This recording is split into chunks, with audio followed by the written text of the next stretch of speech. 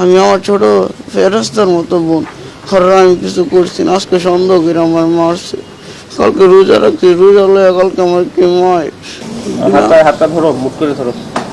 বিনা দোষে আমার মারছে। ঠিক ঠিক। বিনা দোষে মারছে কে? ওর মা বাবা।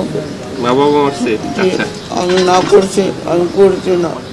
কালকে রোজা রাখছি, রোজা রাখছি আমি কইছি না, আমি যা কিছু করছি না, সব আমার মারছে। ঠিক আছে, তুমি এই পা ভাঁজ করো তো, পা ভাঁজ করো, পা ভাঁজ করো। ঠিক আছে ঠিক আছে ঠিক আছে, রেখে দাও। স্যার ঘটনাটা একটু জিজ্ঞেস করবেন নাকি? আমার লোকে আমি আমার একটা ছোট বন্ধু লইয়া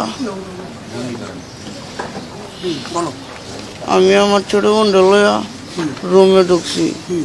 এখন খালি আমার ছোট বোনটা খেলতে আছে, আমি কইছি তারা দুজন সাইডে আগে খেল, ভাইয়া ঘুমাই তাই। ফের আমার লগে কমলদা ঘুমাইছে, ফের আমি বাইর করে দিছি। অনেরা সন্দেহ কইরা, এটা হলো রোজার আগের কথা, আজকে হয়েছে ওই জানি বলে দুজন ঢেলে ঘুমাইছে। অনেরা সন্দেহ করে আজকে আমার মারছে। আমি আমার ছোট ফেরেস্তার মতো বোন, ঘরের আমি কিছু করছি না, আজকে সন্দেহ করে আমার মারছে। কালকে রোজা রাখছি, রোজা লয়ে কালকে আমার কি মা আর একটা ছোট চেয়ে আসলো, হর বাবা মা আমার মারছে। ওর বাবা মা আসছে? জি, আমার কালার আমার কিছু কইছে না, আমার ছোট বোনরা হ্যাঁ কিছু কইছে না, আমার ছোট বোনরা সাক্ষী আছে।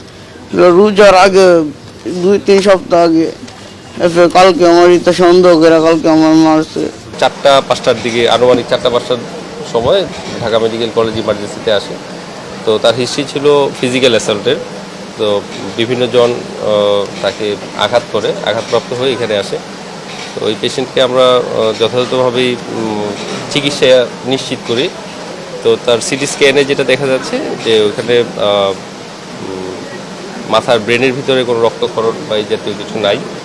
তো এখন আজকের যে কন্ডিশন সেটা তার শারীরিক অবস্থায় স্থিতিশীল আছে।